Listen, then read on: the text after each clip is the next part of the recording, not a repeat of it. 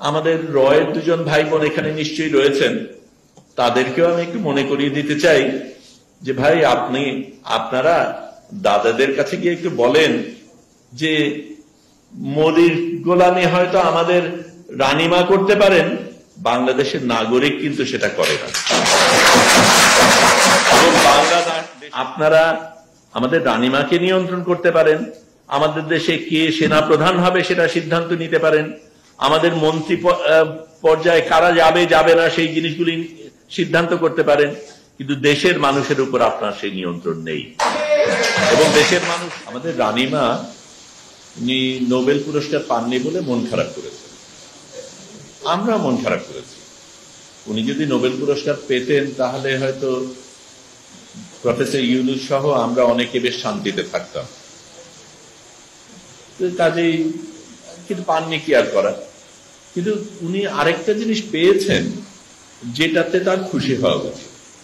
Nobel পুরস্কার তো অনেকেই পায়, কিন্তু ভারতের 29তম রাজ্যের মুখ্যমন্ত্রী হওয়ার সুযোগ কয়জন পায়? এটা উনি পেয়েছেন, এটা তো বিরাট পাওয়া।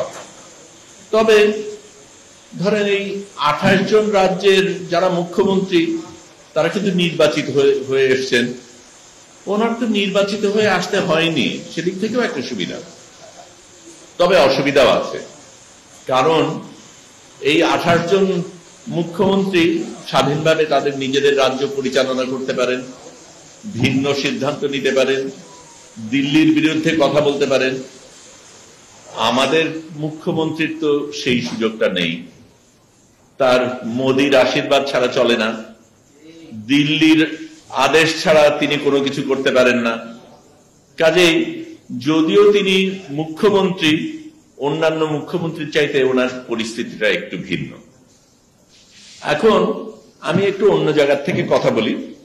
আমি গত 29 তারিখ ম্যানিলাতে, সেখানে একটা কনফারেন্সে আমার একজন ভারতীয় জেনারেলের সাথে দেখা, লেফটেন্যান্ট জেনারেল বিনোদ কুমার শর্মা। উনি মুক্তিযুদ্ধের সময় সেকেন্ড লেফটেন্যান্ট ছিলেন, এখন উনি লেফটেন্যান্ট জেনারেল। উনি কথা প্রসঙ্গে বললেন যে আমরা তো বাংলাদেশকে মুক্ত করেছি এবং পাকিস্তান আমাদের কাছে আত্মসমর্পণ করেছে।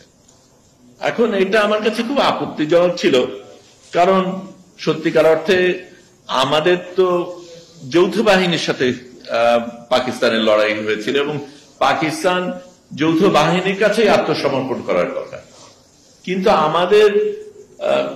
আমাদের মানে রানীমা যখন নিজেই প্রকাশ্যে সাংবাদিকদের সামনে বলেন যে পাকিস্তান ভারতের কাছে আত্মসমর্পণ করেছে এবং যারা আমাদের মতন ভারতীয় আগ্রাসনের বিপক্ষে কথা বলছে তাদেরকে বকা দিয়েই বলেন পাকিস্তান তো ভারতের কাছেই আত্মসমর্পণ করেছে, তখন এই জেনারেল শর্মা এই কথা বলার সুযোগ তো পাবেনি। আমাদের তখন খুঁটির জোরটা কোথায় থাকে? আরো কয়েকটা সমস্যা রয়েছে। ধরেন ভারত কি করে সেটা যদি ভাবি, এতক্ষণ অনেকে কথা বলেছেন, আমি অত জিনিসের মধ্যে যাচ্ছি না, কিন্তু প্রধান যে জিনিসগুলি ভাবার কথা, যে ভারতের ভূমিকাটা যদি আমরা দেখি, তাদের কাজ হচ্ছে আমাদের উন্নয়ন আটকে রাখা, তাদের বাজার ঠিক রাখা, আমরা যাতে আইএসআই সম্বন্ধে, চীনার সম্বন্ধে কোনো কিছু না বলি, এমনকি আমাদের বর্ডার হত্যা সম্বন্ধেও যেন চুপচাপ থাকে। কাশ্মীরের তো কথাই নেই, তাহলে আমাদের মোটামুটি চলে, না হলে ওনার গদি নিয়ে টানাটানি। এখন উনি গদি রক্ষা করবেন না দেশের কথা ভাববেন, এই জিনিসটা নিয়ে তো আমাদের চিন্তা করতেই হয়। তার মধ্যে দিয়ে যখন অন্যান্য জিনিসগুলি হয় তখন আমাদের ভাবতে হয়। এবং আমি এই সুযোগে আমাদের রয়ের দুজন ভাই বোন এখানে নিশ্চয়ই রয়েছেন, তাদেরকেও আমি একটু মনে করিয়ে দিতে চাই যে ভাই আপনারা দাদাদের কাছে গিয়ে একটু বলেন যে মোদির গোলামি হয়তো আমাদের রানীমা করতে পারেন, বাংলাদেশের নাগরিক কিন্তু সেটা করে না। এবং বাংলাদেশের নাগরিক সেইভাবে মেরুদণ্ড আছে, তার মেরুদণ্ড না থাকলেও আমাদের মেরুদণ্ড আছে, এবং আমাদের দেশ আমরাই চালাবো, আমাদের দেশ আমাদের মতন করেই চলবে, এবং যেইভাবে চলে এসছে সেইভাবে চলতে পারে না। সেখান থেকে আমাদের ভিন্ন জায়গায় যাওয়ার প্রয়োজন রয়েছে, কিন্তু এই যাওয়াটা আপনি আপনি হবে না। এখানে যে সমস্যাগুলি হয়েছে সেগুলি নিয়ে একটু কথা বলি।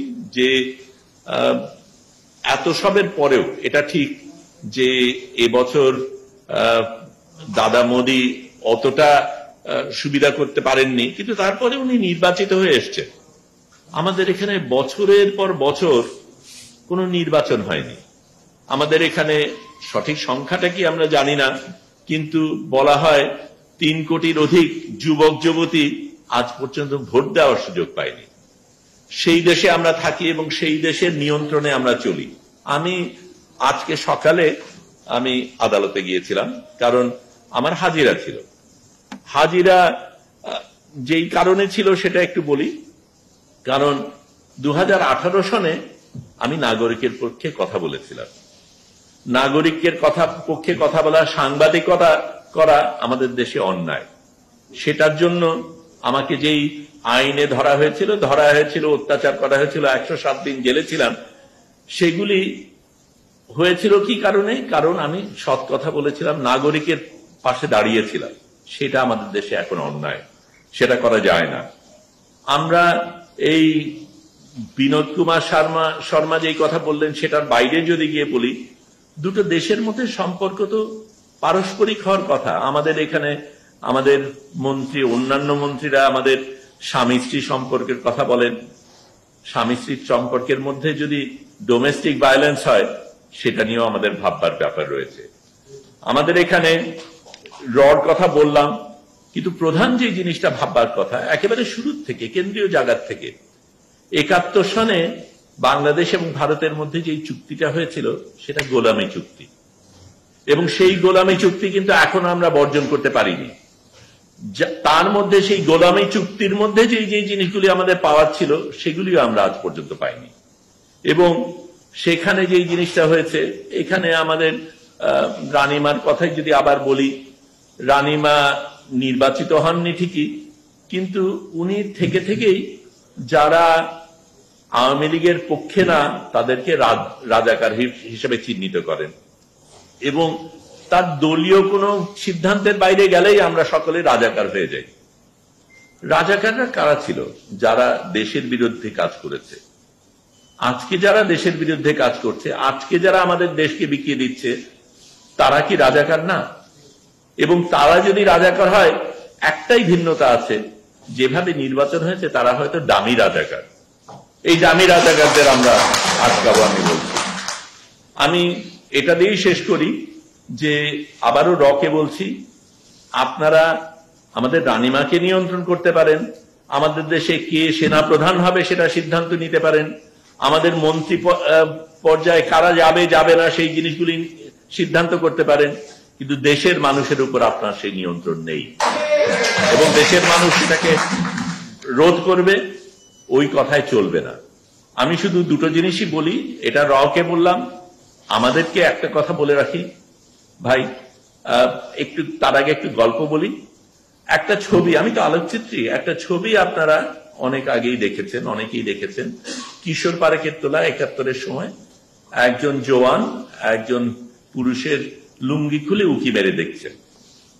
এই ছবিটা আমরা সবাই জানি, এটা নিয়ে ভিন্ন মত ছিল। এক সময় বলা হতো যে এটা বোধহয় পাকিস্তানি জওয়ান, মুসলমান কি মুসলমান না সেটা দেখছে। এটা ধোপে টেকে না। প্রথমে পাকিস্তানি জওয়ান এবং ভারতীয় জওয়ানের পোশাকের মধ্যে ভিন্নতা রয়েছে। শুধু তাই না, যদি তখন পাকিস্তানের নিয়ন্ত্রণে থাকতো, তখন ওখানে ভারতীয় আলোকচিত্রী গিয়ে ছবি ওইভাবে তুলতে পারতো না, তার খবর হয়ে যেত। এটা ভারতীয় জওয়ান ছিল, সে কি করছিল সেটা নিয়ে যখন ব্যাখ্যা করা হয় তখন বলা হয় যে অস্ত্র লুকিয়ে নিয়ে যাচ্ছে কিনা সেটা দেখছিল। সেই সময় ভারতীয় জওয়ানদের এখানে ক্ষমতা ছিল। এটা আমি বুঝি, 71-এর পরে ওই পরিস্থিতিতে সেটা হতে পারে। 53 বছর পরে এখনো রয়ের এবং ভারতীয় জওয়ানদের আমাদের দেশে ক্ষমতা থাকবে, এটা গ্রহণ করার কোনো জায়গা নেই, এবং সেটাকে আমাদের প্রতিরোধ করতেই হবে, সেটা আমি বলে রাখি। এবং আমি এটা দিয়েই শুধু শেষ করি যে ভাই, আমরা যারা আছি একটু খেয়াল করেন, লুঙ্গি সাবধান।